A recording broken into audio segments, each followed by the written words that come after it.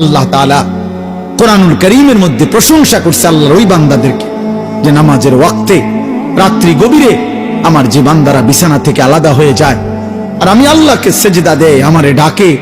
ভয় আর আশা নিয়ে, আর আমার দেওয়া হালাল রিজিক থেকে আমার পথে খরচ করে। আল্লাহ বলেন, বন্ধু জানেন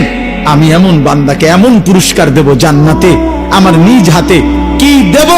আপনি রাসূলকেও বলবো না, আমার কোন ফেরেশতাকেও বলবো না। খোদার কসম, এটা এই আয়াত আমি যেটা পড়ছি, আল্লাহ বলছে আমার রাত গভীরে আমার তাহাজ্জুদের সেজদা দেয়, রাত্রি নিশীতে আমি আল্লাহকে সেজদা দিয়ে আমারে ডাকে, আমার কাছে মুনাজাত করে, আর দিনের আলোতে আমার দেওয়া রিজিক থেকে